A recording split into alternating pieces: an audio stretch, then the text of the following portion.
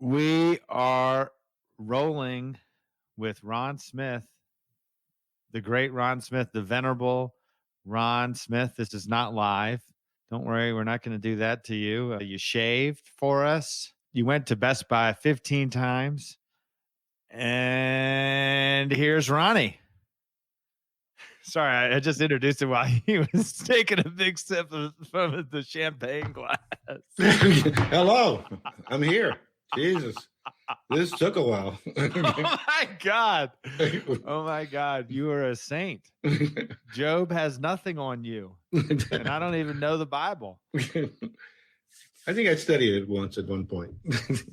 You did. I think I remember you telling me that you were a good Christian boy. Yeah, I grew up in church. I made my escape when I learned how to play bridge. Were your parents active in the church? My mother was very active. She was definitely one of the ringleaders. And I think I remember when I was playing bridge about my fourth week, she had the television cameras and they were picketing outside the bridge club saying my son was going to hell.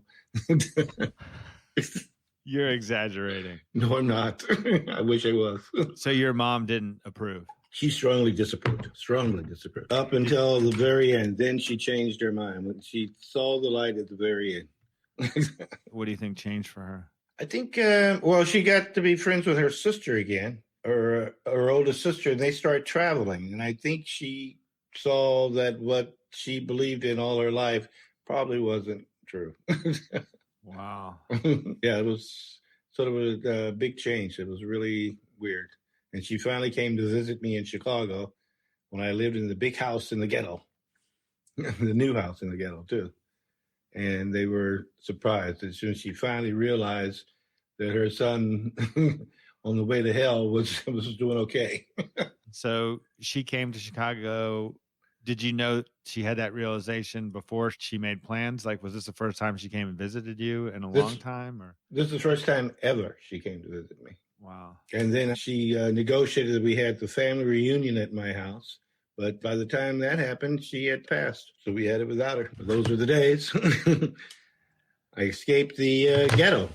I got into bridge sort of by mistake, but I got in. Well, the story that I've heard and that Michael put in the research was that, it's your sister, that you had a good looking sister, and that got you access to good bridge players quickly. Yes. My sister was very good looking and very endowed. And when she would go pass, all heads would turn because she'd go very chesty pass, pass, and everybody would look. And so, no, my dance card was full with the overflow of all the players that wanted to play with my sister. They all happened to be males, not too many women. How did your sister get into it? I think she got into it while she was in college, and she flunked out of college. It's what I think 3 times or a number of times. And when she came home for the last time, Mom said either get a job or get married. So she dusted off my little suit, and away we went to the bridge club looking for that husband. and was that the ticket, or was it just your road to ruin? I'd say both. She got the husband, and I got to play bridge. It was an eye opener. I was all of a sudden out of the ghetto and sort of like living in a normal life.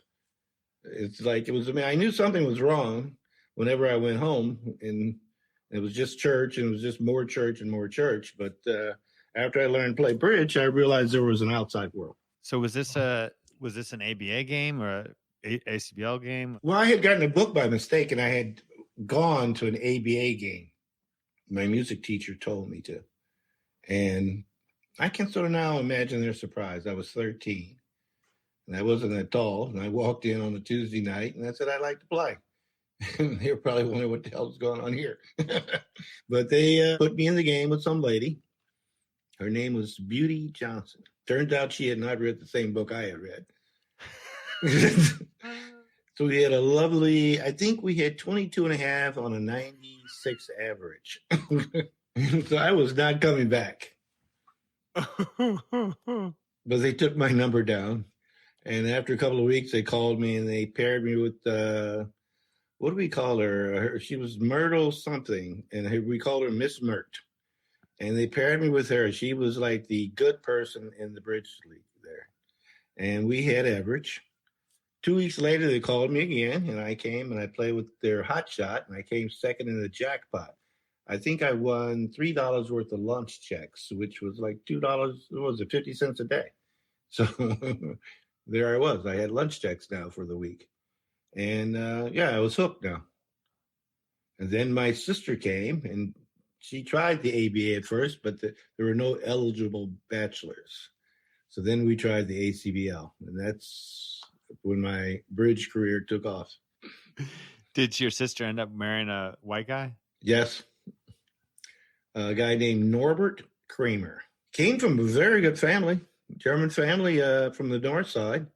Everybody in his family were Jesuit priests, scientists, physicists, or played in the symphony or something. He was the only one that didn't. But my sister straightened him out, made him go back to college. He got his degree, and he became an accountant. And that's how he supported the family. He became an accountant. Did your sister become a lifelong bridge player, or just it was a means to an end? It was I think it was more like a means to an end. She would play with her husband every now and then, or I would play with her. To this day, we haven't played in a long time. I promised that I would play with her online. She kibitzes almost every time I play online now. So you promised her this, and it sounds like it has not happened. No. It has not happened. You're making me feel guilty. I'm going to see what happens next week. When I talked to one of your former partners in this podcast forum, Chris Willankin, he said afterwards he felt like he was on a therapist's couch or something, and I wasn't sure if that was a compliment.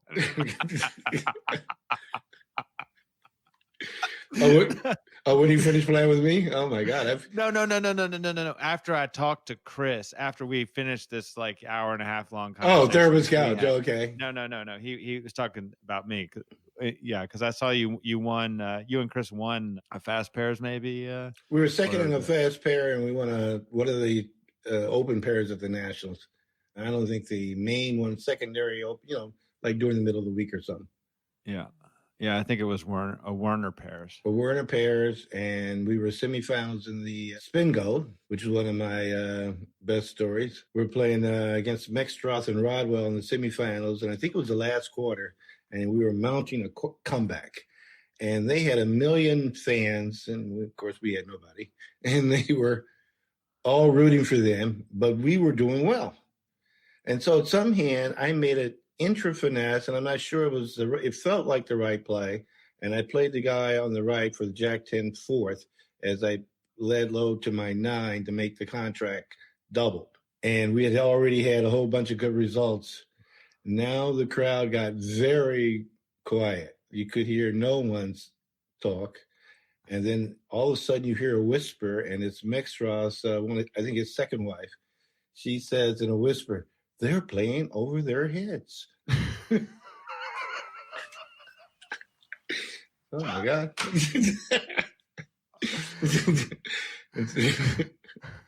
So that was the comment of the day. But you didn't. So you were playing with Chris Willankin now in this event. In this event, right? And it looked like we had done really well, but as usual in those days, in the nickel team, to no avail. They probably picked up another 10 imps. Yeah. I mean, the nickel team was hot in those days. I lost quite a few matches to them, and close. I won a few.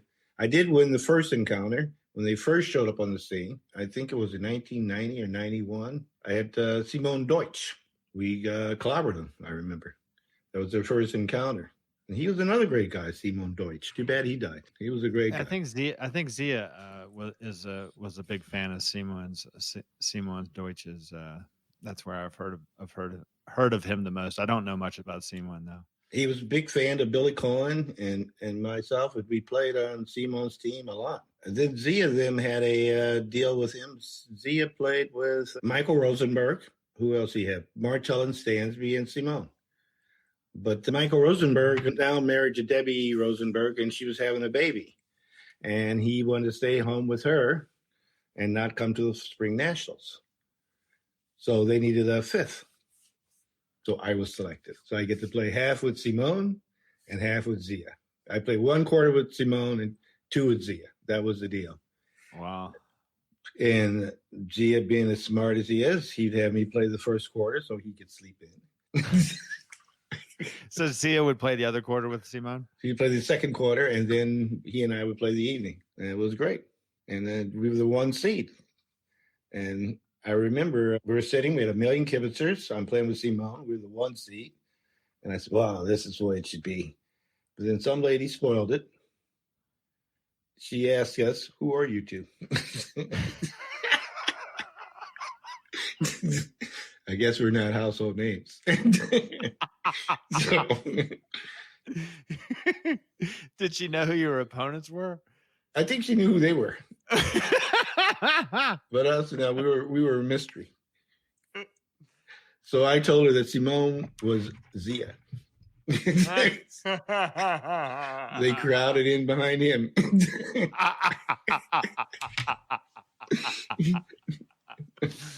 How would you describe Seymon's level of play?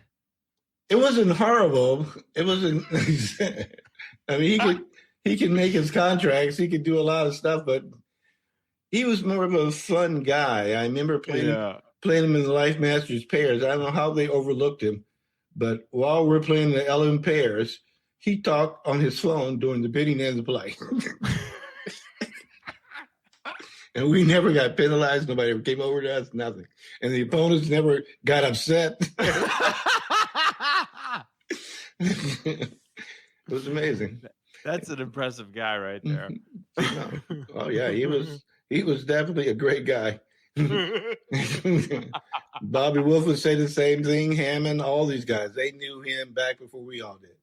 And they had Bobby Wolf played with him a lot, and so did Hamman before Zia started playing with him. He was impressed with Zia, which goes back. I mean, Zia won his first national when I was on a team. I played with Billy Cohen, and he played with Jaggy. 1987 Reisinger. United Nations. Right. The United Nations team. Right. 4 different nationalities. And I don't want to sound racist, but when I did arrive at the tournament in Anaheim and I saw our teammates, I did turn to my partners, how come we don't have white guys?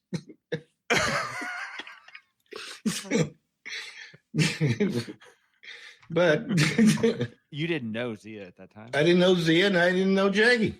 Wow. These are our teammates. I think I might have met Zia or seen him across the room, but I didn't know him. So it was just Finn Kolesnik would call this an amateur team. Yes, we were amateurs. And I was, I had not been playing bridge a lot. And I was a trader on the trading floor. And I had made some money doing the crash. And so now I decided to go to a national because Billy Cohen, who also dealt in sports betting, don't want to get him outed here. I knew what you meant. It was in his hometown, so he could play the fall national. He could never play the fall national because it would be the busiest part of his thing. And I didn't know about that part of it. And so I know he likes to bet on sports, but I didn't know that he was. Oh yeah. So did he ever have to eat the pad? Like Middleman tells me that you had to write all your bets down on a pad, and in case a little pad in case the feds came, so you could eat it. I don't think he ever had that problem. He kept a low profile and oh yeah, because I remember one time we collected the money, and I had like $200,000 on my person. Oh my God. And I think he had a lot more, and we had on our old clothes, went to the chili parlor and had $2 chili and then dropped the money off. Wow. But yeah, he was quite the guy. And I remember doing this rising that we won by a record score. We did have to tend to business, and we were very sleepy on the finals of the rising here. And I will have to say that this was like the luckiest thing happens. I don't remember one hand. I was so sleepy. But I think the opponents gave us the top on 80 or 90. If it had been a 25 top, we'd have had 25 tops. But it was border match, so we just had a win, win, win, win. Every time, no matter what their score was, we won the board. At one point, we were leading by 10 boards in the final session. So at what point in this proceedings did Zia impress you?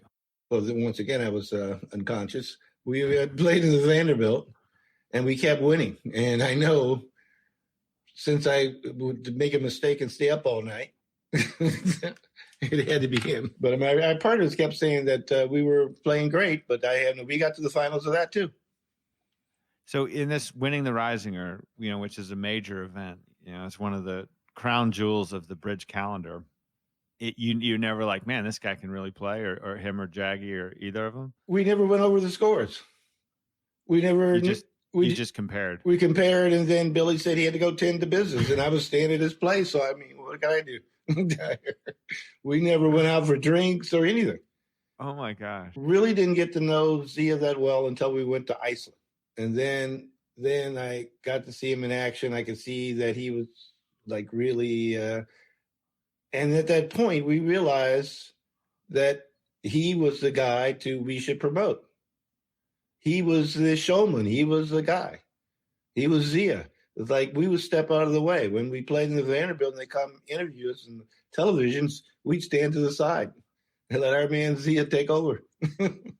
We did realize he was the showman and he played really well by the second time we played with him in Iceland. In the Risinger, we had no idea. We just compared, won by a record score, and just left. I think we had a party that night and got kicked out of the hotel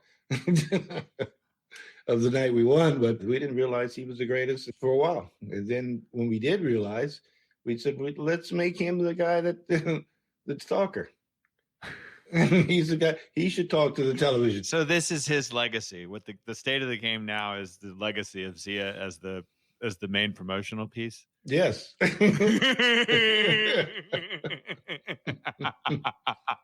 We can see that he was the guy. He was our messiah, I guess. You had won the blue ribbons with Bobby in like 1980, right? So 1979. I was second. 79. I was second in the Risinger in 79. I won the blue ribbon pairs with him. And 79 in Cincinnati. I remember. And was that like an amateur? Were you getting paid to play bridge at this point, or? Yes, I was getting. But it was I was on the first to get paid when Clarence Goppert was going around playing and paying Mark Lair and Mike Bissell, Bruce Ferguson. I was part of that clan. I got to go with all these guys, all these turns. I just didn't like it. I didn't like the fact that you would sleep 5 to a room and on Sunday night, all pile into the car and drive 500 miles to the next one. That was just not a great idea. So I dropped out. I remember Mark Lair moved to St. Louis for a while because we had a rubber bridge club. He was the most feared player ever at that time. He and I played on the Clarence team every now and then. So I know I played bridge, but what got me back into it was Bobby Levin. So what year are we talking about here? About 1977. Bobby Levin was a teenager, and I had heard of him.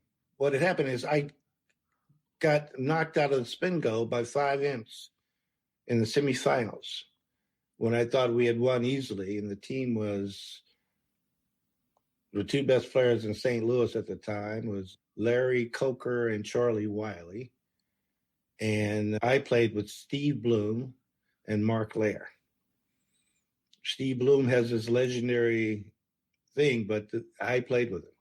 He and I were partners before Betty she wanted to play with him. And when they moved to Schenectady, that was it. We were done. But Steve Bloom was from St. Louis, and we all played on a team, and Mark Lair lived in St. Louis at the time. So you were 5-handed this team? 5-handed in the spin go. And we got to the semifinals, and we were beating a lot of big teams. And now we played Curtis Smith, Eddie Wold, and I forget who the rest there were. Maybe they had Hamman and Wolf on their team. I'm not sure who their team was, but they had some strange people. They didn't have Hamman. They had Dingy Weiss, Edith Kemp. They had a pretty weird team. They got up to a 29 amp lead after 3 quarters, and I thought we had a great game, and our teammates had given up. They had a bad board or two, the first 2 boards, and they gave up. They even went and had drinks, and they didn't even drink. They had drinks. And I guess the pressure got to him. We did make him play every board. So I can't just really, badmouth him to the end, because they had played unbelievably good up until that, all of a sudden this quarter, they, felt like it was over, and they thought they had to release something in order to feel okay. Right? But they might have avoided that one club double with 3 over tricks on the last board, vulnerable. We only lost by 5. That was weird. So I quit bridge for a while.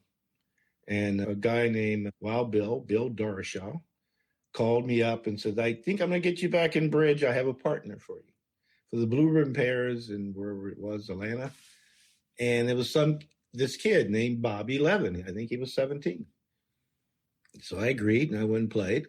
And we finished 9th. And I remember at the end, I was getting lessons on discipline, like, having your bid. That was like a new concept to me. We had never heard of that before in St. Louis. If you say you promise this many points, you're actually supposed to have that many points 100% of the time. Oh, really? So I ended up playing with this kid who was like fantastic. So he calls me in February and says, how would you like to go into a regional and make money? I hadn't done that in a while.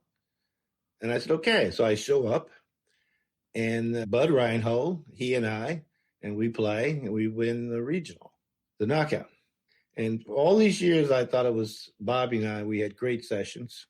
But after a little contemplation, it might have been Seymon and Koken.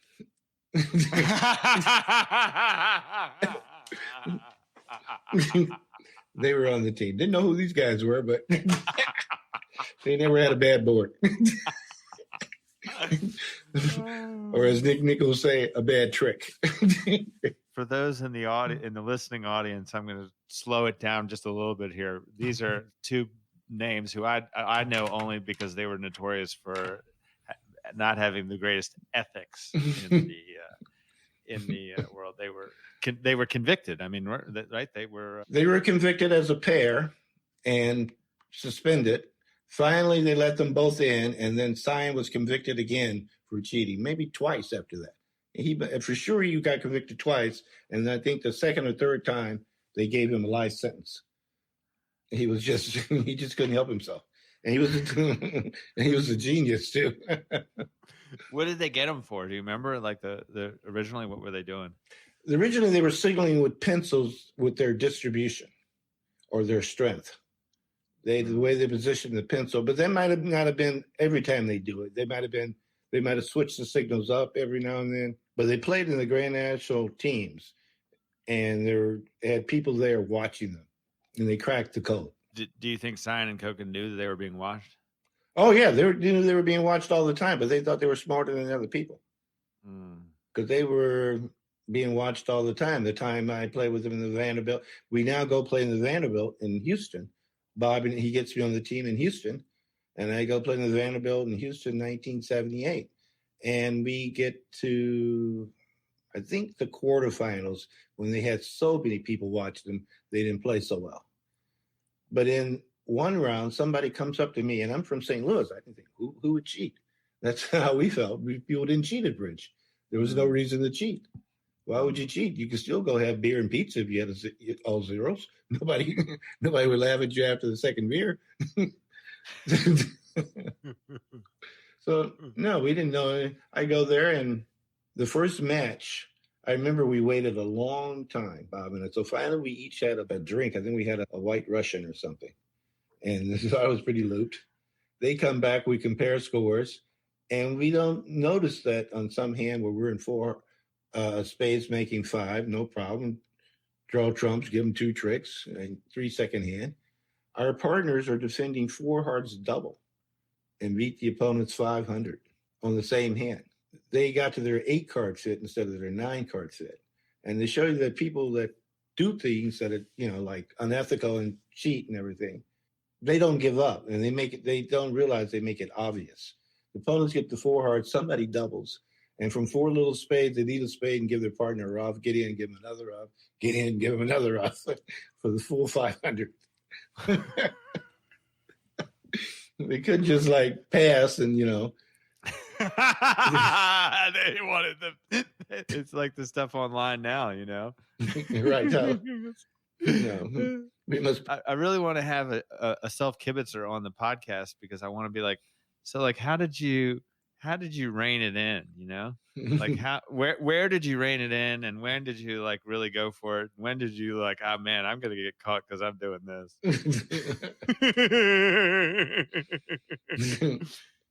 They never seem to rein it in. I mean, they get like 9 straight big boards, and I always think that and if I look at all my scores, if I get 1 or 2 good boards, I'm going to be close in almost every match, or win.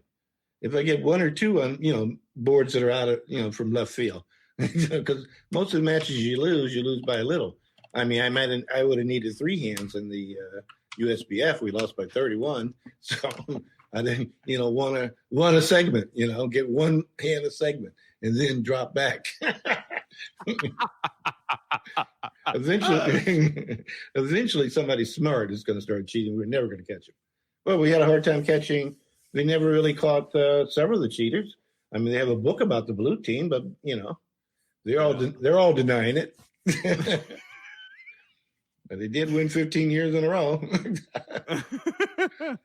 Beat a lot of people. So I think it's cute that you're telling the story about Kevin Rosenberg's birth earlier, given that we played the USBF event. Oh yeah.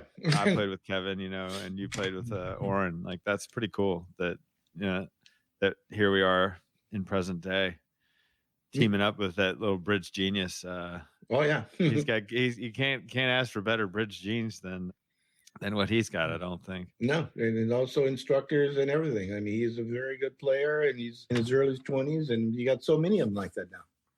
Oren's a very good player, and he was just 25, or maybe he's 26. I'm not sure. I'm not keeping up because I don't want him to pass me. So. By the way, Michael Zoo figured out how old you were based on the research that he did on you. I'm not going to reveal it. I did not publish that part in the Bridge Winners article. I said looking for stories for you, but we have a little master of deduction. He said using math, I figured out how old Ron is.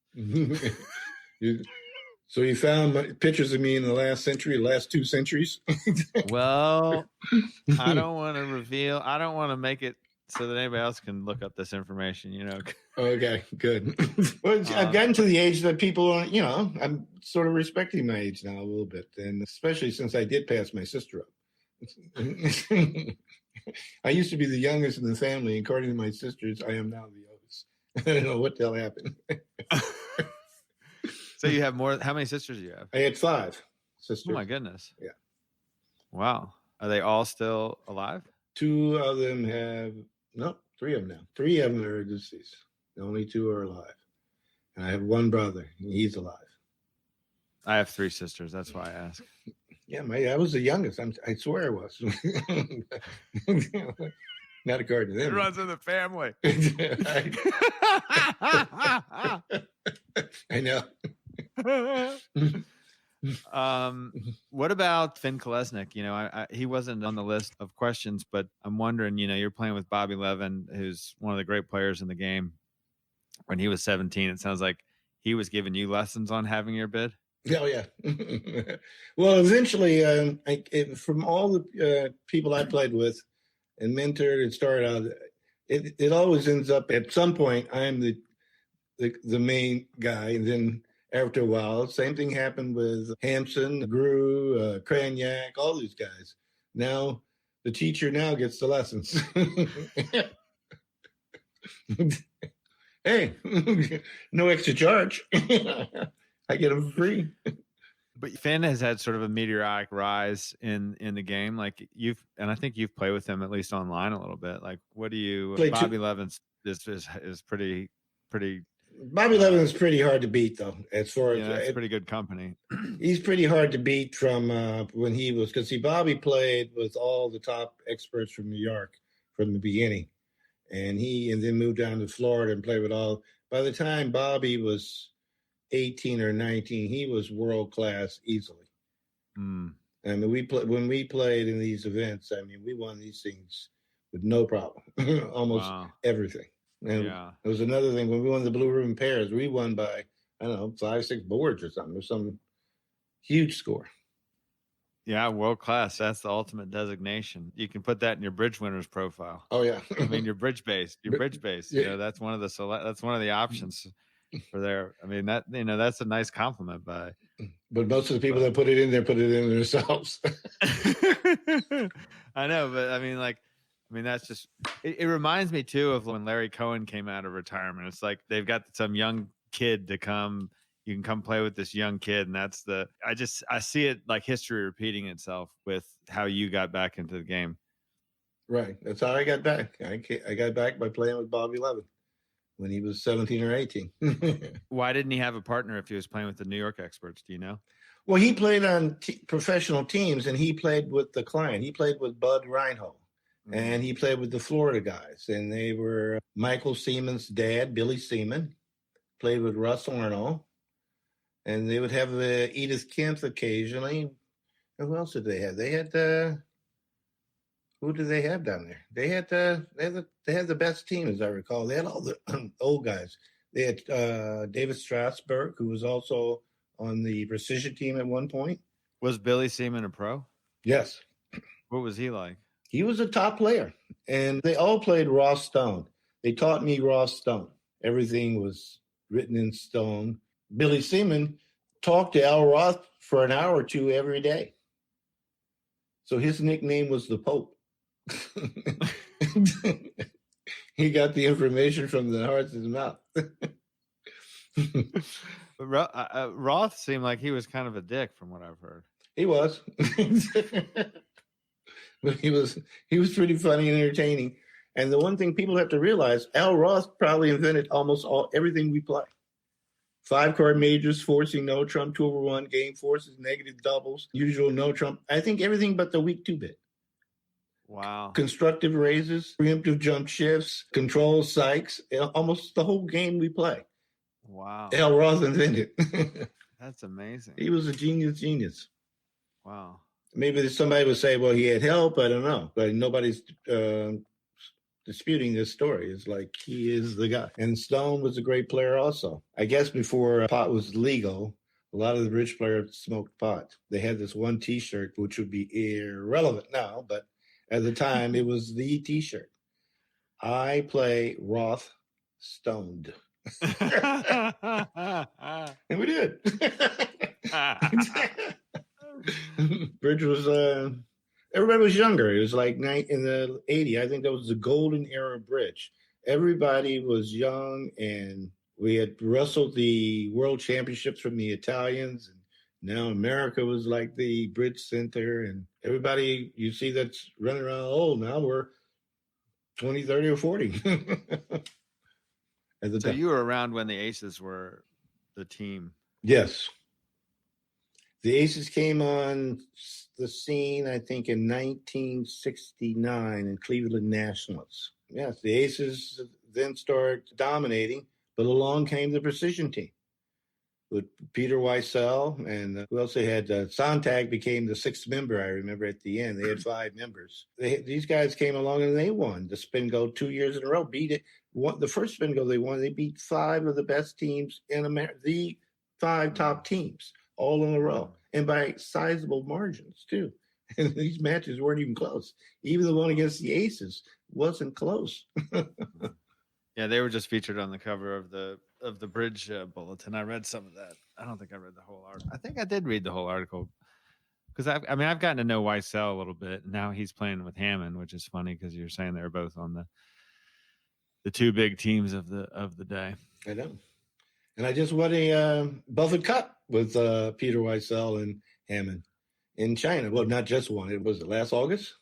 Oh, no, August before last. This August, we were inside. It was the year that Wuhan was the Bermuda Bowl. You won the Buffett Cup. Was 2019? 2019? Wuhan was 2019. Yeah. Right. Won the. So like the month before the Bermuda Bowl or something. Right. In China. In China, or maybe the month. Yeah, it was in August. I remember. And we went over there. We had to beat China and Europe, and we got off to. Nobody could figure out the scoring. We got off to a huge lead, I guess, and held on to win by a fraction. at the end. I remember everybody rushing over to the table at the end since nobody understood the scoring. Who won? Did Buffett know this event was happening? Well, he had a presentation speech. Really? Yeah, there was a huge presentation by video and satellite and everything. So and what did he say? What was the gist of it? Well, he gave the usual welcoming speech, and and made the best team win and all that kind of stuff. And we were supposed to get the Buffett Cup sent to us, but I think somebody broke it and UPS lost it for a while. That's classic bridge. That's the legacy of Zia as the chief promotional tool of bridge. It's like, oh, it didn't make it. Yeah, we won the Buffett Cup, but the trophy is elsewhere. Right, it didn't make it. One of the first stories I wanted to ask you about is not really a Ron Smith story, but it's a story about a friend of both of ours, Justin Lall, when he came out to visit you in San Francisco at the party. He came out to visit me after his bridge escapade. He had recovered. And he came out to visit me and stay with me for 2 weeks. I guess I was a bad influence. But anyway, one of the nights, there was a big party. I had an in-law apartment down from me. I lived in a house in San Francisco with an in-law apartment. So you look down in their courtyard, you can see there was a big party. And they're all Justin's age. They were in their 20s, early 20s to mid-20s, late 20s, maybe. And so I was very good friends with the people downstairs because on several occasions, I would bring champagne, red wine, lobster, whatever. So I was in good with them. So I called down and said, I had this young friend from out of town. Could we come down and be at your party for a while? And they said, oh, come around down. So I come down with Justin. And Justin, there are a lot of good-looking girls, Brazilian girls. A lot of good-looking, even I noticed. So Justin now hits on all the girls and left and right, but I guess he hit on somebody's girlfriend, and the guy turned around and was upset with Justin. I thought you were gay. And Justin, like out of the blue, looked at him and says, I'm going to take that as a compliment. You think I'm good looking, well dressed, and hit? I'm going to take that as a compliment. Oh my God. Oh my God. And so then one night we go out, these girls from the caddies, who I thought were young, but I guess they are young, but they were 21 at least. They came to town and we go out to dinner and Justin buys the dinner and they said, we now want to go to a club, but we want to go to a sit-down club, not a club where you dance and be crazy. I said, okay, I know where to go. So I take them to the Cliff room, to the Red Room in the Cliff Hotel, which is a fancy bar. And it got to be even fancier. The next time I went with Chris Compton and Donna, they said it was $750 to sit out. So we thought we better leave. That's probably because you were with Chris and Donna. Yeah, might have been. But we went to the bar next door, though. We tried something different. So we're in this bar, and Justin smoked cigarettes and said, let's go smoke a cigarette. You can smoke what you normally smoke. So we go outside. It's in San Francisco. And we come back, and I didn't want to be racist or anything. But I said, but some black guy stolen our girls. What's his name? Cuba Junior? Gooding? Oh, Cuba Gooding Jr. Yeah, it was him. So we couldn't compete. We settled up our tab and left. The girls made new friends while we were out. Yeah, so that was a part of the Justin visit. It was a ride for 2 weeks. I had to stay home and rest up after he left. What were the circumstances of him coming out there? Well, he knew that I would probably be good for him, which he was wrong about that. And he wanted to be around friends, and he was on his way to a tournament, I think, in Australia. And this would be a stopping off point.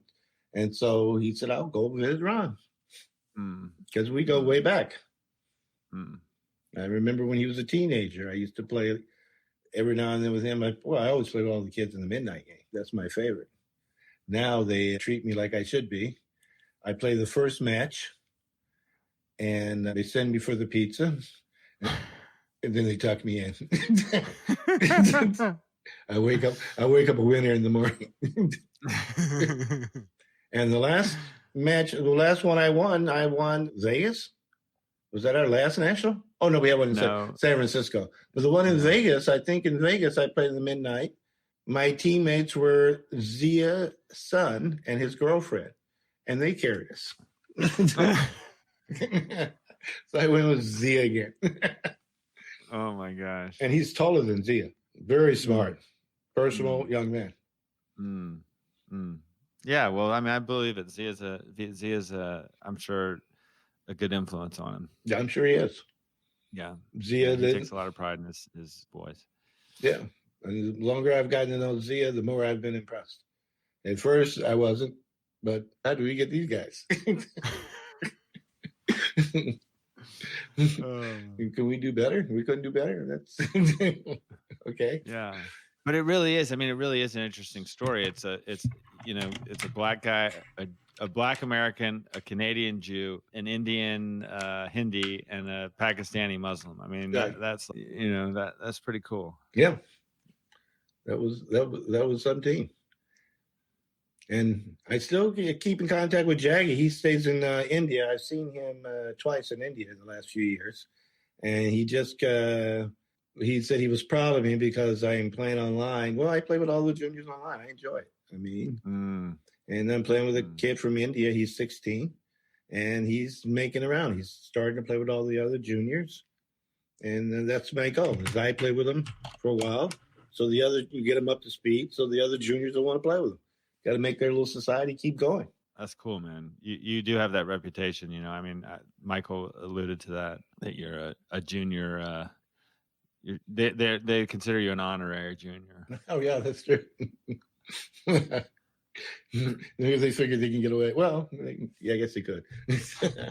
So, did you go to college? Like, I know you were a trader in Chicago, but did you go to college, or did you just get that job through being connected to people in the bridge? I went to college, but to get the trading job, you have to be connected. I think in the bridge world was my way in, because who started it? The Godfather was Ron Rubin, and he started trading. I think I thought he won it. Back in tournament, but he actually came second, he told me. And he took the money back to New York and paid off some debts and started trading again. This time he made money. And so now he invited his good friends, Mike Becker and Jeff Wilson. And they made a lot of money. And then then the chain started. They realized that bridge players were games players, and this was a game. And my number came up. And the one who pushed my number was, once again, Bobby Levin. I would say that he and Billy Cohen has been I would say for sure Bobby Levin has been like the best friend over the years of anybody. Anything that's happened good in my life, usually Bobby's had something to do with it. Wow. Yeah. Well, I appreciate, because I told you I posted in Bridge Winners, and Bobby actually commented on my post. So Oren told me to ask you about the McDonald's story. Oh, that was another one. And Bobby said, just throw the ball. Tell Ron to throw the ball as deep as possible. Yeah, I don't know what. Anyway, your floor. So he was throw the ball deep as possible. We played football way back in the day in Florida, and we'd get Michael Seymon, a very young Michael Seymon, back when we could beat him easily. Things did change, and so. We played football against him, and we can't remember who the fourth was. But he would hand me the ball and said, as soon as you get the ball, throw it to me. And, of course, I had to look over the defense. Fool around. And usually he didn't get the ball. Now, the McDonald's story was in Detroit. And so Bobby and I would always have this story where we would play pairs. We almost won every pair we play in. Regional pairs, when you had to beat the whole room, beat like 20 sections. I think we played 12 of them in 1979, won 8 of them, and came in the top 4 in the other 4. So we played a pair game in Detroit. It was huge field, all-star cast. I remember we had Barry Crane. And so as usual, after the 7th round, most events we played in, we go to our separate trash cans and rip up our scorecards and come back and play. And so once again, we had done it. And so we left the Cobo Hall, I think is where we played. And we weren't speaking. We go back to our room, you party a little bit, but we don't talk about the bridge. The next morning, we get up arguing left and right. And I will not agree with him, and he won't agree with me. So we go to McDonald's in downtown Detroit. Everybody in the McDonald's was black except for Bobby. He got his food and went over and sat down. And I got mine, and I sat down on the other side of the McDonald's. And after about 5 minutes, he was agreeing with all my bits. He came over.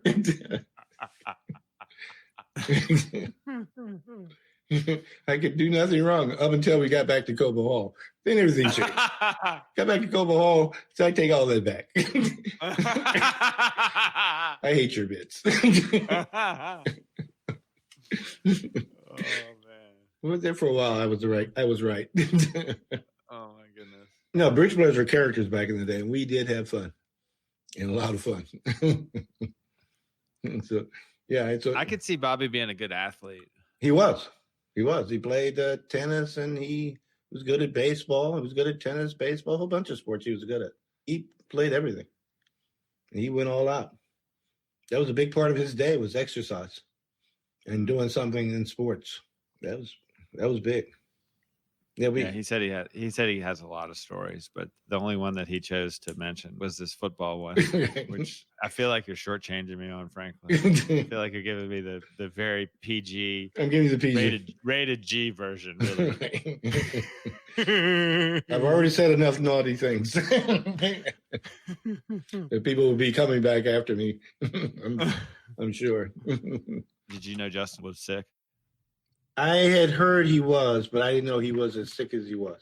Said he had to quit bridge, and then somebody told me that he was ill and he needed to take care of himself. But I didn't know it was as bad as it was. Did you go to the memorial service they had? Online, yes. Yeah, because Bob Hamman said something that really stuck with me in his tribute when he said that Justin made him think twice about reincarnation because he reminded him so much of Oswald or Ozzy Jacoby. Oh, okay. Yeah. He was definitely a great player, great guy. We all loved hanging around with him. Now we have Joe Grue.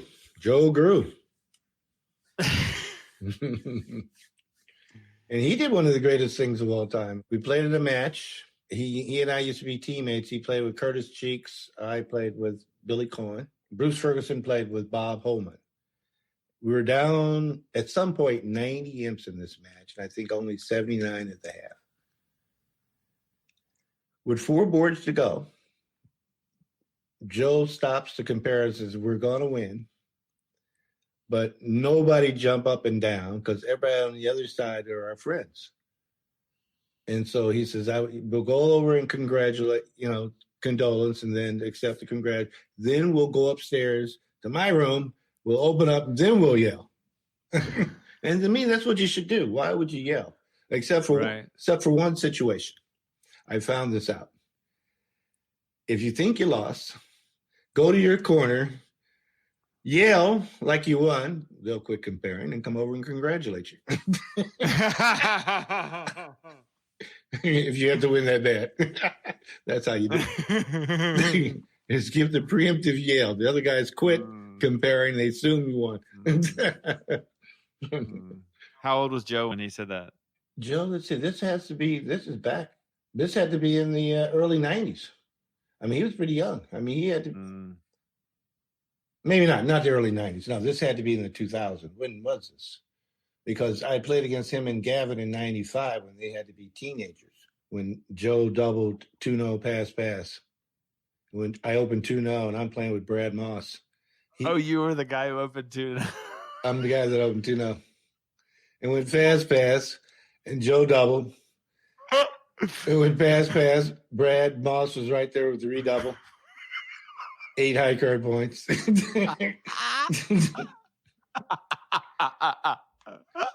What was the event? It was some open pair. It was a national open pair, one of those secondary ones. I think they used to have them back to back, and this is Vancouver, Washington. Yeah. Wait, the Nationals were in Vancouver? No, not Vancouver, Washington. Vancouver, BC. Oh, British Columbia. This is like a fabulous national. But as usual, British players put cigarettes out on the floor and the carpet and did all kinds of deranged things. So we're not invited back ever. Oh, my gosh. I've gone gambling in Vancouver, Washington. That's why. No, it was Vancouver, British Columbia. This was a fabulous city. It's got to be, if it's not the best national, most fabulous, it's for sure second. I mean, I don't know. I've never been there. I'd love to go there. I have friends there, and I've heard great things about it. I mean, I take that over Vegas or anything, anytime. I mean, Vegas is good. Now they play the Nationals, continue at a cosmopolitan type thing, but I don't know if and when we will ever go live and will it ever be that big again. I don't think so. I don't think so. They got to think smaller. So will you explain the Brad Moss the passing with 8 high card points? Well, the thing at the time, Barry Crane popularized that if they open 2-0 and it goes pass, you double in match points and get the top. Okay, so I guess he knew Joe Grue knew all the moves, so when 2-0 pass, and it was late in the session, neither one of us was going to win. Might have been the last round or something, and went pass. So he said, "I'll pass," knowing his customer. And sure enough, Joe Grue doubled. Okay, redouble. And Gavin was the 4th person at the table. I know, he like fainted when he saw the dummy. Gavin could have been more than 14 or 15. Oh my god! Oh my god! What did Brad say? Gotcha. Yeah, Brad was laughing uncontrollable. It was too funny. We're all laughing except for Gavin. Gavin was not amused. Oh my god! Oh. He was a serious teenager. I mean, that's probably the most legendary psych that I know of. Brad's thing, it's up in some of my greatest all-time hands. I mean, oh my gosh, Joe! Wow. Well, that's one of the last 3 good boards I've gotten against Joe. Oh man! For those who don't know, Joe and Brad are partners now too. So that's pretty. They won a world championship together, Bermuda Bowl or one of those big ones. They've won they've done very well. Oh yeah, they won the Bermuda Bowl with on Fleischer. Yes, we used to be teammates. Way back in the day. I used to give the lessons, and now it's, hey, what do you got? Throw out some info, Joe. Give us some knowledge. You think you're as good as you were 20 years ago? I think better. I think better. You think you're better? Yeah. I've learned so many more things, and that's like the game is completely changed. I mean, back 20 years ago, I needed 14 points to open the bidding. But now, as Joe Grue calls me, Joe Boo, Ron Light. I'm out there with a 10-11 like everybody else. What's the most recent thing you think you've learned that like is a shift from how you've always played or something? Well, mainly the strategy, just getting there light, especially non-vulnerable. It's getting there light. You definitely want to do. We sort of did that. I did that with Bobby Levin. We open preempts. If you're non-vulnerable against vulnerable first seat, your preempt should be a psych. In other words, you don't have anything. And you just put that sort of like almost like a FERT bid. You put 3 spades in their face, they're vulnerable, and then they forget that you're probably down 6, and they bid whatever they can. And we had that once, and I learned this from Bobby Levin. He went 2 clubs to my left, and we're in the round of 8 in a Vanderbilt. He and I playing a tough team. We're stuck 19 going to the 4th quarter. I think the second board, it went 2 clubs, and he bid 3 hearts, and I'm Lall against Lall. And it went 4 hearts, and I bid 7 hearts. And when pass, 7 spades, all passed, and I led my ace of diamonds. They were down 1. Well, I knew he had no tricks. We guaranteed that non-vulnerable versus Lall. No side aces or kings. And I had the ace of diamonds, and the king jack fit the hearts. And so I knew he had at least 6. I mean, he would, he usually had 7. Right. So I knew he had no tricks, and I knew they could make 6 of a suit. So I did 7 hearts. Yeah. And now they backed into 7 spades. I hate preempts 3 hearts, double 5 hearts. Usually most people are saying, okay, it's okay to bid because they don't have anything. You should have something. So in case they do bid, they're not right every time they bid. I haven't been asking a lot of bidding, been giving a lot of bidding problems on the show, but I have a hand for you. Will you indulge me? So you have 4 little, ace, queen, 10 fourth, king fourth, stiff queen. Oh. So the auction is you're not vulnerable and the opponents are vulnerable. I'm not sure if partner deals or lefty deals. I think lefty deals and passes. And your partner passes. It goes 1 no, pass, you pass. It goes 2 diamonds, pass, 2 hearts, you pass, and now partner balances with double. I have ace, queen, 4th of hearts. Yeah, and the 10. Well, these never work out too well for me. I go 2 spades first and hope to crack 3 hearts. That's what I did. Yeah. Yeah. And I seen him make 3 hearts after I pushed them. So, I mean, 2, you got to realize that most likely, and with my luck, I'll get off to the wrong lead. And we're behind the 8 ball to start out with. So You need to lead the queen of clubs to hold it to 2. Oh, wow. Yeah, I'm not a passer on these. I'm telling you, bad things happen. I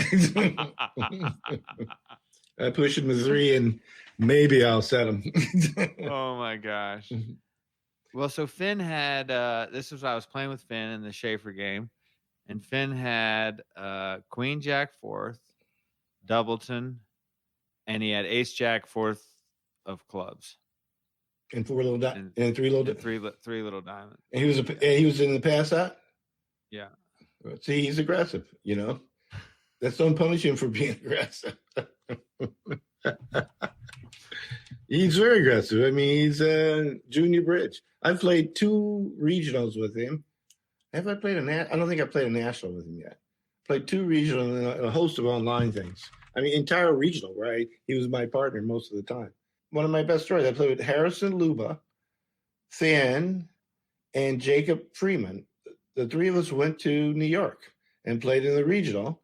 And Finn's dad and his sister came, and they were on our team twice. And I had these kids for the week. It was a lot of fun. How'd you do? We finished high, and I think we had 1 second and 2 thirds. And I think we finished in every event high. Like 4th, I think was our worst. I think we were even 3rd in the and just missed coming in the second in the border match, 4-session border match. The 4 of us. So Harrison was playing with Jacob? No, I played with Jacob Freeman, and Finn and Harrison played together. Yeah, there was a 15 and, 14 and 15 at the time. One was 14, the other was 15, and I had the old guy, 18. Yeah, I was surprised. This was like the one hand that I had with Finn where I was like, I mean, I didn't say, I just was surprised. I thought he would have more in terms of tricks. That's Kevin Rosenberg. Kevin Rosenberg and Oren Kriegel are the only ones not playing junior bridge. They have their bids, and the adults, I guess. Well, Kevin is, I mean, I love playing with Kevin. He's really good. Yeah, he's very good. I suggested him to you. I told him you play with him. He's the guy. Yeah, I mean, yeah. And they come get me every now and then when they needed a 4th. And it was Kevin, Adam, and Ben. And they wanted to practice. Oh, I'm in the game. Is that how you and Adam started the partnership that ended up you're playing the USBF event together? This is Adam Kaplan. Oh, no. I played with Adam Kaplan back in the day in the St. Louis National. There was this event called the Ron Smith Open Pairs in St. Louis. I entered the event with him, and we didn't do too well because it was all my fault. I forgot to wear a name tag. so somebody know who I was. I mean, I know they do that for the Nationals, but who called it such? Do you know? Oh, you could buy the event, and some friend of mine bought the event. Aw, that's sweet. And her name is Sandy Freeman. In case if she listens to this podcast, I better drop her name somewhere. She probably doesn't. Chances are she doesn't, unless you send it to her. Well, I already have so many people send them the podcast. Oh, cool. Yeah, I have so many. That's great. So many people. Even Billy Cohen called up this morning and said he definitely wants to see it. No way. Well, shit. Now that I feel pressure, and Linda, I feel like we gotta step. I gotta step it up. I'm over here yawning. I already recorded another podcast today with this guy Scott Hoffer, who developed Tricky Bridge. Oh, that guy, yeah. That looks promising. Yeah, it is. I mean, I've been sending it to people, and people are saying good things about it. Like people who don't play bridge at all. So, yeah, that's what we need. Something that can get them started right away. Get them into the game.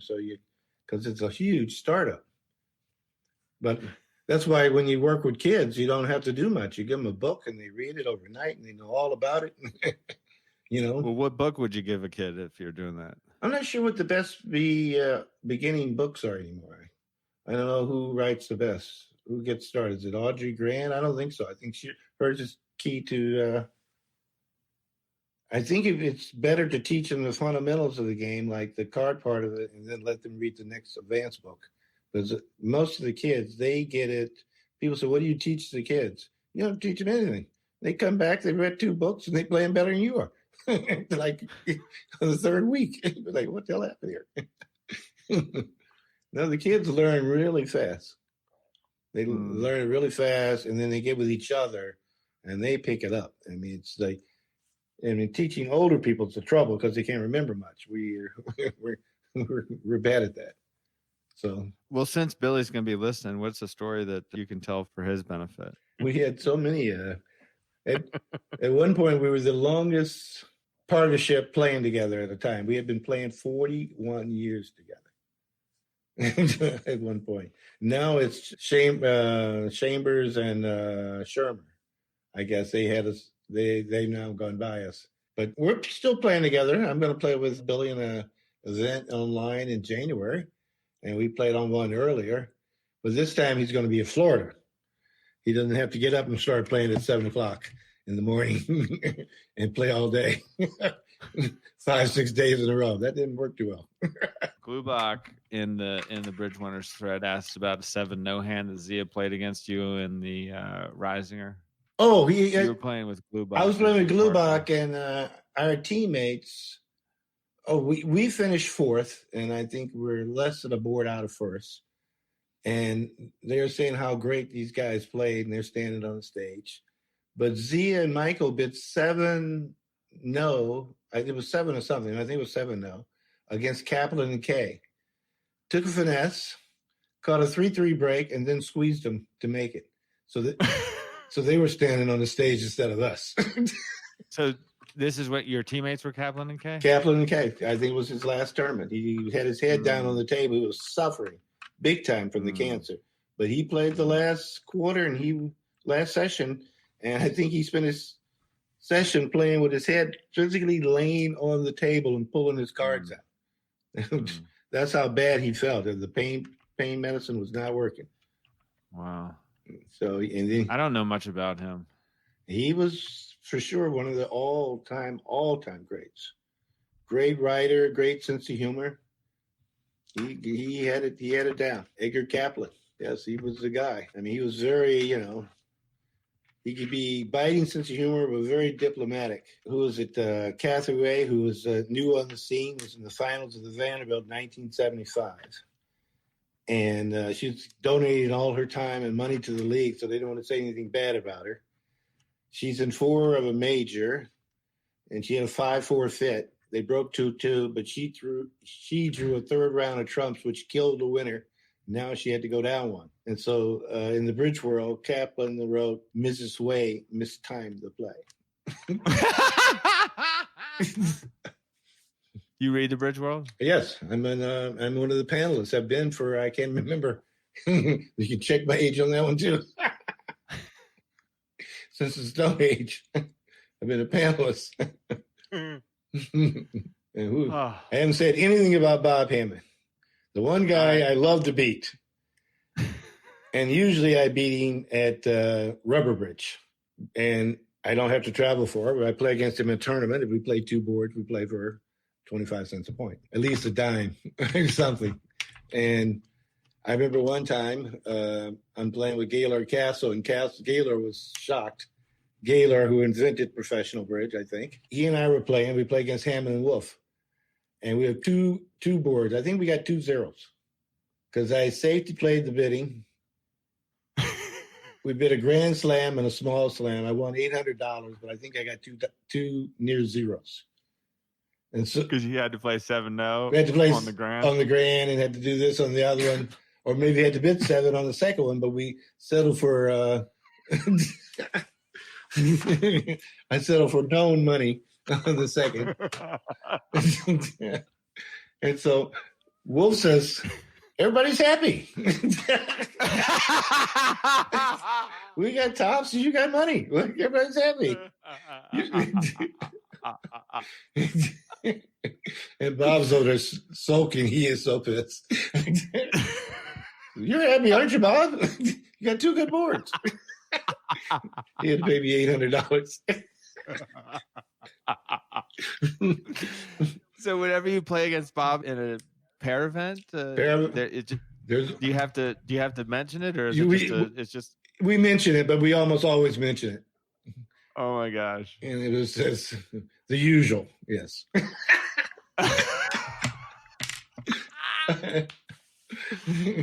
Was there a time when there were rubber bridge clubs like across the country? Oh yes, yeah, everywhere. Every city had a rubber bridge club and lots of players. That's where I grew up, in the rubber bridge club. St. Louis had a huge rubber bridge club, and the people played for a lot of money because people from out of town came all the time. Hamman came, Curtis Smith, Soloway a few times. They came to play rubber bridge in our club. Also, Jacoby came back in the day. And we had some... Before he was Justin? Before he was Justin, right. Before he was Justin. Yeah, he played against one of our star players, Kilpatrick. He was really a bad player. I mean, he ducked the first 5 tricks in 3-0 with 10 off the top. He was really bad. So they're playing against him in a high-stake game, and I'm watching because it's more than we normally play for.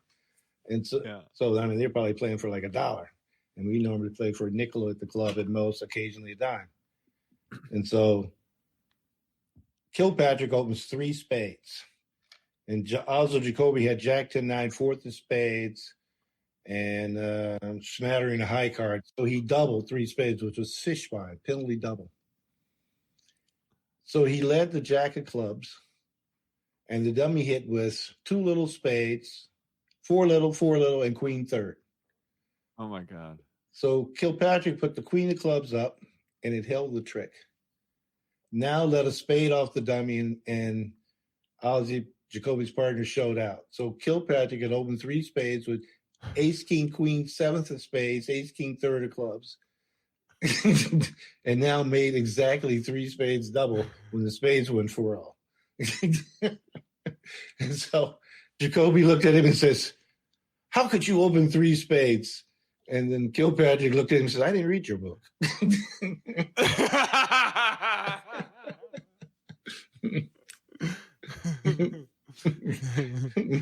didn't read that one. And this guy was really bad, but they occasionally he would get them. Did Ozzie actually write a book, or was it just... Ozzie had a lot of books. Ozzie was famous for playing in the Linz Culbertson match. So he goes way back. Ozzie, he was the first person to win 1,000 points in 1 year. And I mean, he won world championships way back in the day, beat the who's who, and kept it going, and even won the Risinger in his 80s. And that's like, nobody else has done that. Was he the same one who was on the Aces, or was that a different? That was his son, Jim Jacoby. Jim Jacoby. And not nearly, as rumor has it, and I vouch for it too, that not in his dad's class at all. His dad was one of the all-time greats. But they don't have any offspring that are like, there aren't any Jacobys in the. There no more in the bridge world. No Jacobys in the bridge world today. Yeah, that's a shame. But there for a while, nobody wanted their kids to play. They thought bridge was bad for them, and I guess bridge was bad for them for a while. But people dropped out of school and did everything just to play bridge. But bridge was so glorious, there were no other avenues for anything.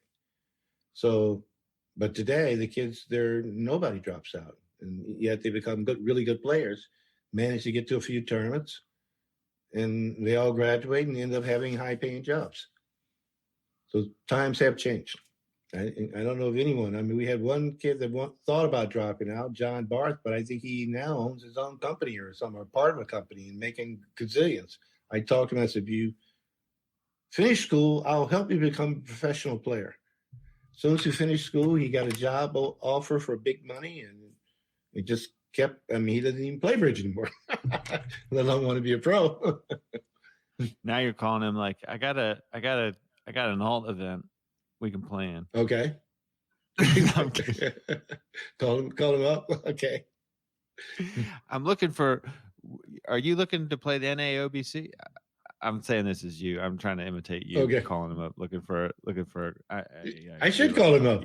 I should call him up. Antagonize him. John Barth. Hey, I heard you wanted to drop out of school and play some bridge. No, he doesn't. And all the kids. I used to play with this other kid. He was the one that first said that Foster Gang. He was this Chinese kid, looked like a little Chinese poopy doll, and had a deep voice. And we'd go for a big number. I'd look over and he'd say, "Junior Bridge." Now he owns a big company. He's married with kids. I think he's got 2 kids. He's married, and yeah, I think he's from Beijing, and now he's a U.S. citizen. Him and his wife both. Yeah, they own a big company. They're doing well. Eric Majewski, Carlson, Mike DeVellin. Who's that? Jenny. She's who's she with Aaron Jones? Oh, Jenny Lynn. Jenny Lynn, yeah. She's with Aaron Jones. We call him AA Ron. It's actually a comedy on one of the cable shows where this substitute teacher comes in and mispronounces everybody's name. And when the guy says, "Aaron, you are AA Ron. Don't be messing with me." Wait, that's actually the guy's name on the show? No, he calls. I mean, that's what the teacher calls. He calls everybody wrongly their name wrong. She has everybody their name wrong, and the only person that knows what to say is he's like this black guy teacher, and the only one is the black kid knows what to say to him. They keep it going. And the guy mispronounces everybody and gets upset if you try to correct him. Mispronounces everybody's name. See, I assume the worst in this position too. I assume that it was like a joke on the AA that he had a drinking problem. No, he had a drinking problem. No. AA, right? Oh my gosh! Do you want to talk about? I think the woman you mentioned earlier also is better known by some as your wife. Do you want to talk about? Well, if she listens to this, I better not.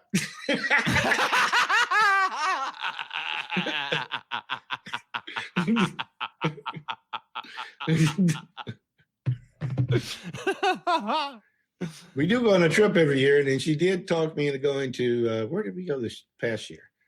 We didn't go this year because of the COVID, but last year we went to Machu Picchu and Galapagos, and we went on a group tour.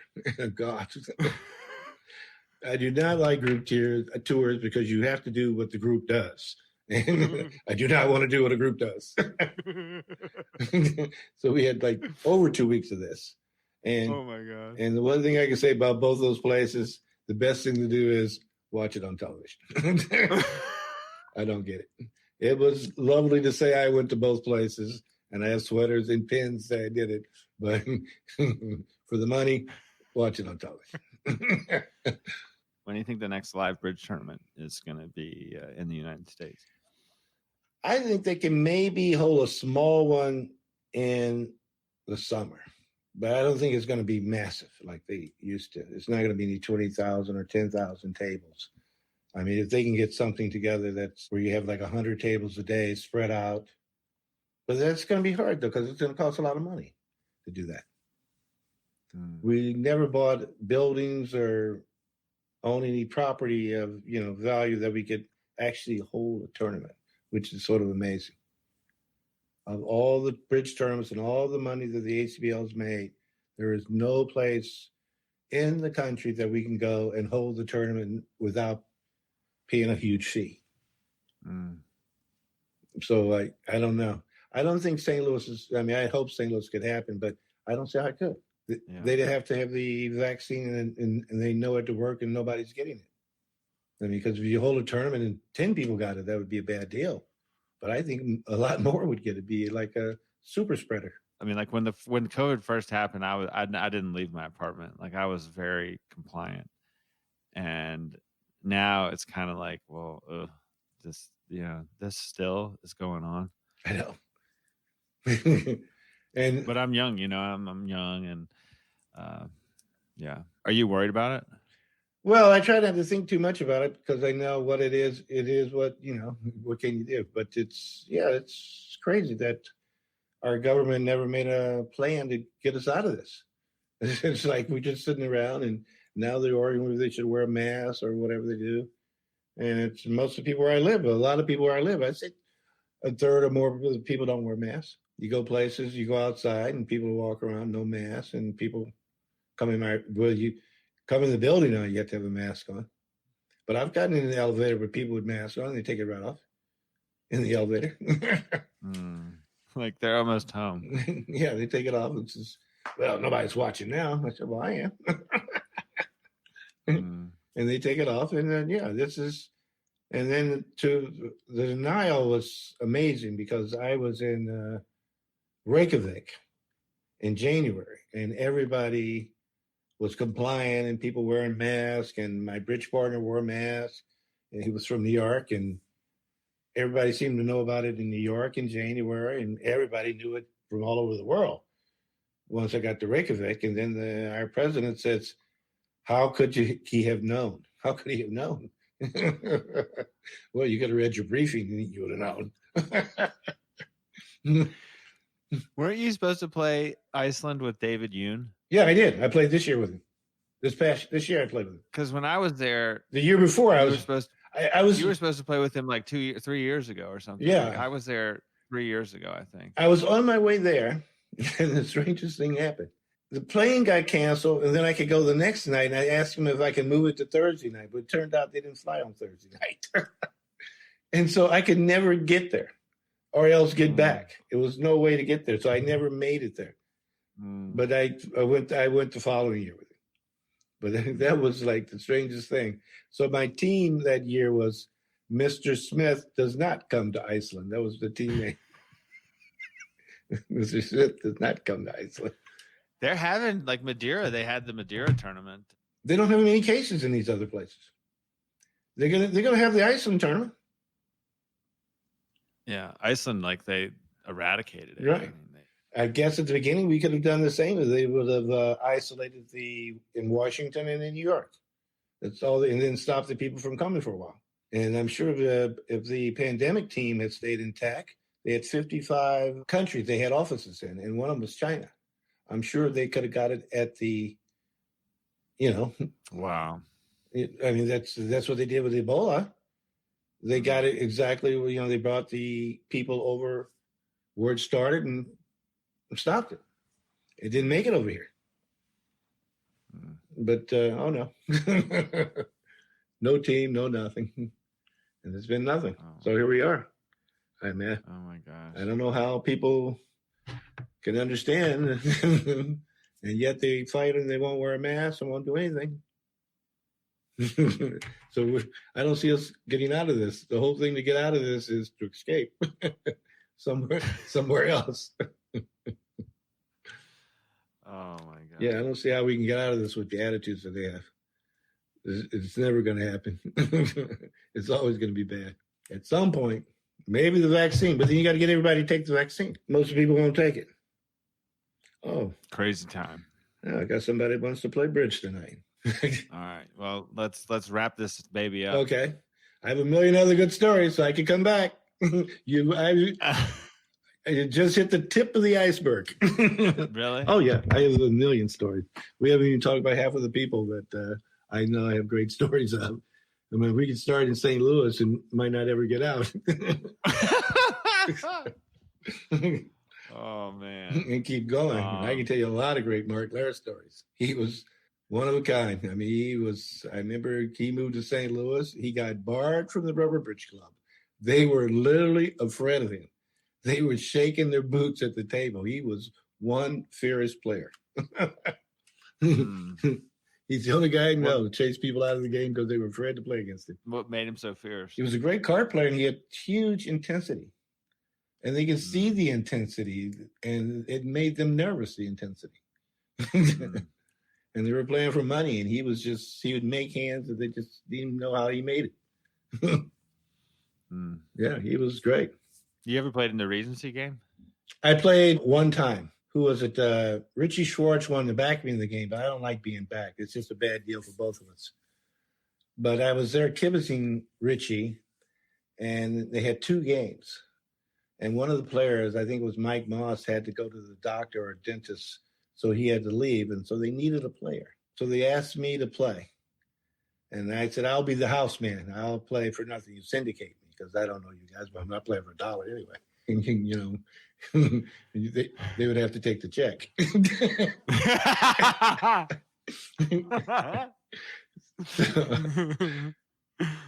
So I remember playing against Warren Spector, which I was on a team with him in New York, and we came in second in the Spingo. So here I am playing against him in the Rubber Bridge game. And I open one club. My partner bids one spade. I raise him to two spades. Now, Warren Spector, no against not, because they do the opposite in Chicago. He bids 2-0. And they compete to 4 diamonds. And his dummy comes down, and he has 3 little, 2 little, king fourth, and ace fourth. And his 2-0 bid showed both minors, even though I opened the club. So he laid down 3 little, 2 little, king fourth, ace fourth, 7 points, vol, and 4-4 in the minors. And he says, what do you think of my bid? And I turned to him and said, you're not playing for money either?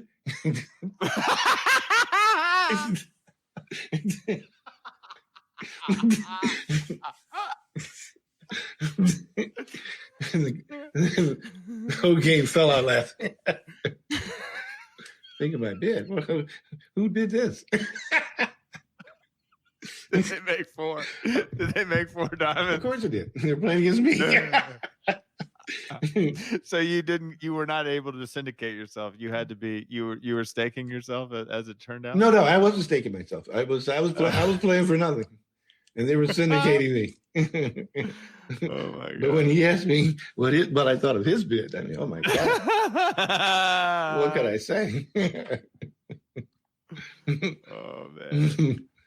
And Warren's a really good player, so I played with Warren in that game, and I showed a 2-suiter, and I don't remember what happened, but anyway, I showed a much better hand than I had, and Warren ended up doubling them in like a 2-level or 3-level contract, and yeah, that did not go well. He said you could pull the fucking double.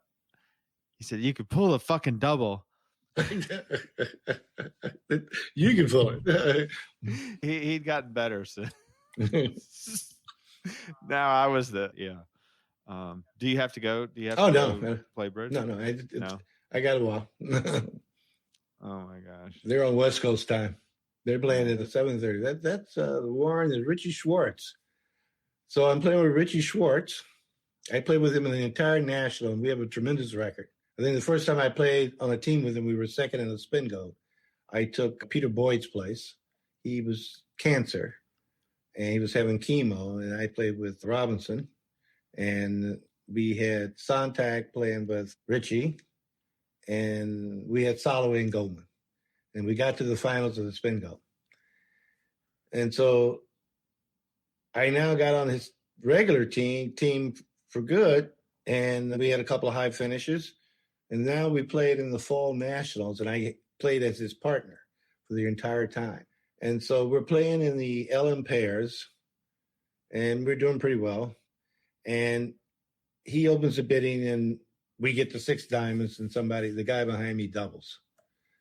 And he goes, all pass. And he's looking really evil at me because he thinks I forgot something in the system. So I'm letting him look over there. He's looking really evil. The guy leads the card on opening lead, and I win it. And he's got 2 little diamonds in the dummy. And I lead the 2 off the dummy, and this guy shows out. I shake my head and play the 3. And this guy wins it, and now Richie's looking really evil. And right before he leans over and says something he shouldn't say, I said, I have the rest. I waited him out. I made him suffer the entire time.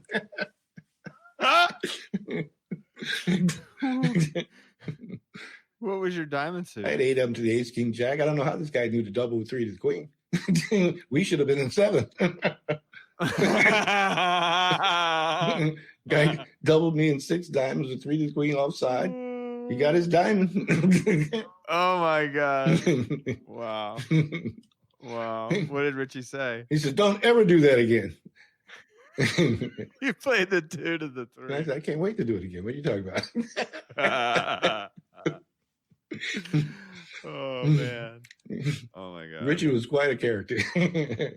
Quite a character. Lived in a hotel, lived in a Holiday Inn by the airport in New York. Couldn't have a regular apartment. Lived in a hotel when I first met him by the airport. And then he got with Marge Kwasinski for a while, and she had him moved to nicer places, but they both had adjoining rooms for a while in the Holiday Inn. Oh my gosh. Ooh, I don't know. She put up with it. I imagine she got away with $1 million at the end, but I don't think that was enough. She was grossly underpaid. I have to apologize because I'm tired, man. Okay. I'll get ready for my I get to play rubber bridge with these 3 guys. I don't play for money. They play for big money. I'm not sure any money changes hands. But I wish I could hear them yelling through the screens because they do some yelling here on You should try real. Well, I guess you played real bridge for the USBF. Yeah, if we could play on real bridge, I could see them doing this. I'm gonna see if I can get that arranged. If they can play on real bridge, because that would be so much better. I think there's something on Bridge Winners that if you can't just do it on its own, I think there's an article on Bridge Winners about how you can play on real bridge. Oh, okay, because I'd like to do that. That would be great. If we could play on real bridge and see these guys yelling at each other, oh, God. That'd be priceless. Oh man. Because nobody's really a top player, but they're funny. Are you playing in the NAOBC? Yes. I'm playing on a team with Jason Chu. My partner is Todd Moses.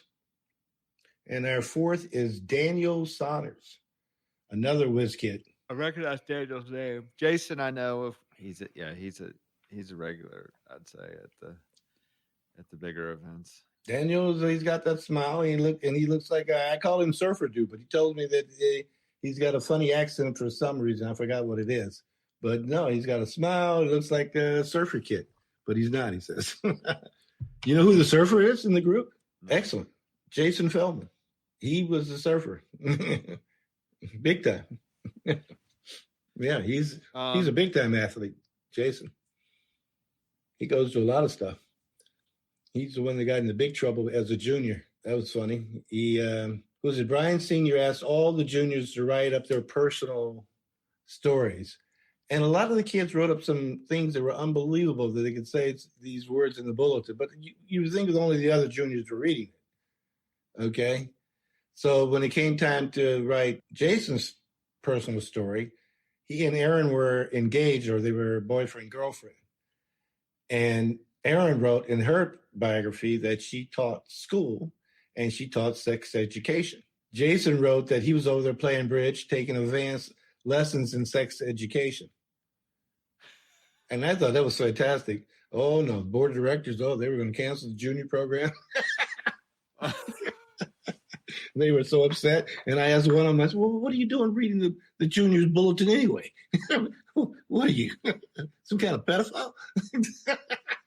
Did they used to have a junior bulletin and a daily bulletin? No, it was at a junior world championship.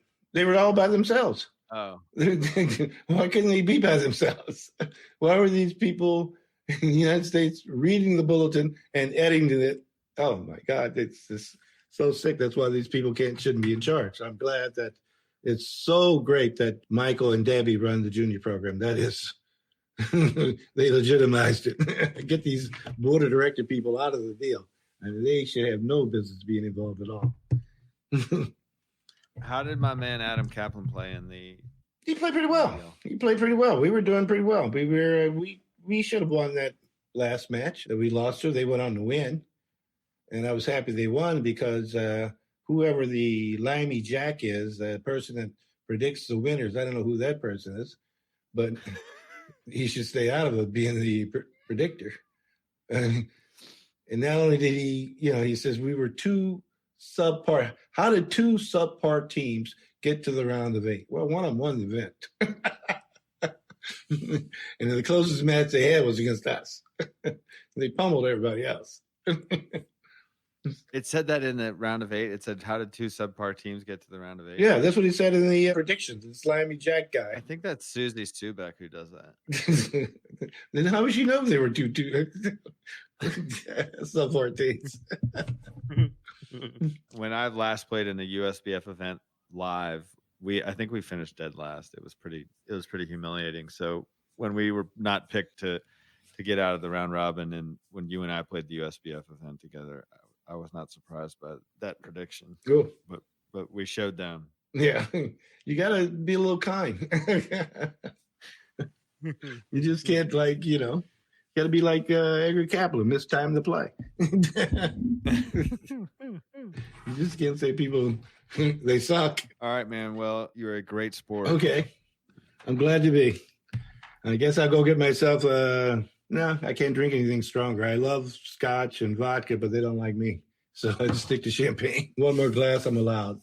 Maybe a glass of red wine later, 2 hours later, and then I'm done.